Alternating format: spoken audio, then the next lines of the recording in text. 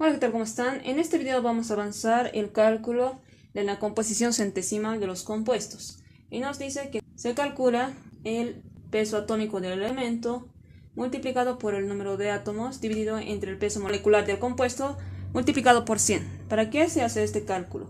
Nos dice que se hace este cálculo para poder determinar el porcentaje de cada uno de los elementos que está presentes en el compuesto. La composición centesimal se hace elemento por elemento que componen el compuesto. Entonces, aquí podemos ver que es una sal oxisal, el fosfato de calcio. Ahora, para poder determinar su composición centesimal de esta sal, nos dice que hay que calcular primeramente el peso molecular. Ahora, vamos a calcular el peso molecular. ¿Cómo? Haciendo la sumatoria de todos los elementos que contiene el compuesto, que en este caso es una sal. Y nos dice que hay que escribir los pesos atómicos de cada elemento. Ahora, aquí el calcio tiene un peso atómico redondeado de 40. Y aquí vamos a escribir 40. Y también cuando los elementos tienen subíndices, como en este caso el calcio tiene el subíndice de 3.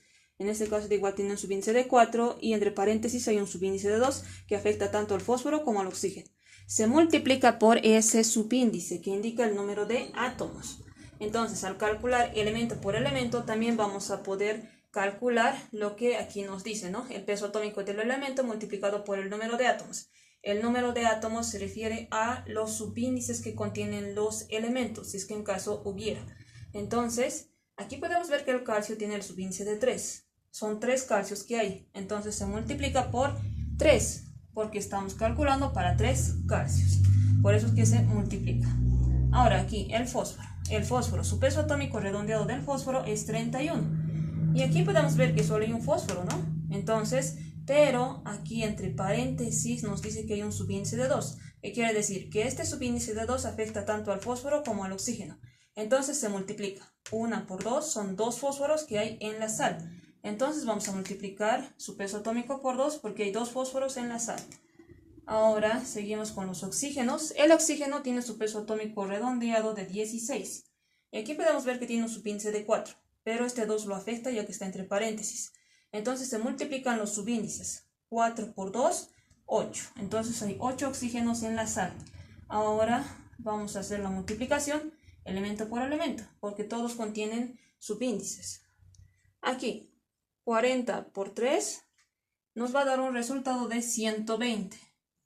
Aquí 31 por 2 nos da un resultado de 62. 16 por 8 nos va a dar un resultado de 128. Una vez hecho ya la multiplicación, la sumatoria de todos los elementos nos va a dar el peso molecular. Es lo que nos dice, que la sumatoria de los pesos atómicos nos va a dar el peso molecular. Y multiplicado, si es que en caso existiera, los subíndices, como en este caso. 120 más 62 más 128 nos va a dar un resultado de 310 gramo-mol, es las unidades. Entonces ya hemos calculado el peso molecular del compuesto. Ahora, aquí podemos ver que al calcular el peso molecular hemos calculado elemento por elemento multiplicado por el número de átomos, si es que en caso hubiera, que representan los subíndices, para poder realizar el cálculo. Entonces aquí nos podemos dar cuenta de que elemento por elemento se calcula el peso atómico por el número de átomos. Aquí ya lo hemos hecho elemento por elemento. ¿Qué quiere decir? Que estos datos que ya hemos obtenido vamos a reemplazar directamente en la fórmula, porque ya hemos hecho los cálculos. Entonces vamos a hacer la composición centesimal de los 3 elementos del compuesto, porque son 3, 1, 2 y 3. Entonces vamos a obtener el porcentaje de calcio, de fósforo y oxígeno. Empezamos por el primer elemento, que es el calcio. Entonces en la fórmula nos dice que se calcula el peso atómico multiplicado por el número de átomos. Pero aquí al calcular el peso molecular ya lo hemos hecho. El peso atómico es 40 del calcio multiplicado por el número de átomos. En este caso es subíndice de 3, 40 por 3, 120. Entonces ya está hecho ese cálculo. Directamente lo vamos a reemplazar, 120. Y las unidades son gramo-mol.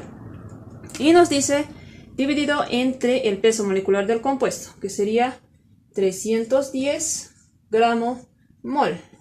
Entonces, aquí podemos ver que las unidades son similares. Se va a simplificar gramo-mol con gramo-mol y nos va a quedar el porcentaje.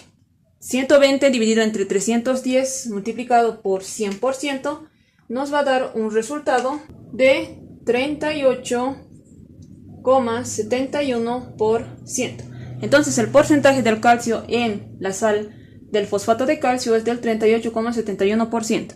Seguimos con el otro elemento, que es el fósforo. De igual manera, el peso atómico multiplicado por el número de átomos.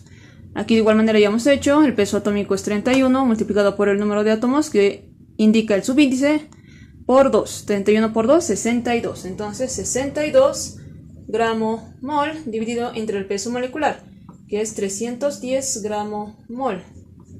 Ahora, de igual manera aquí las unidades son similares, se simplifica. Y nos va a quedar el porcentaje. Hacemos el cálculo, 62 dividido entre 310 multiplicado por el 100%, nos va a dar un resultado del 20%.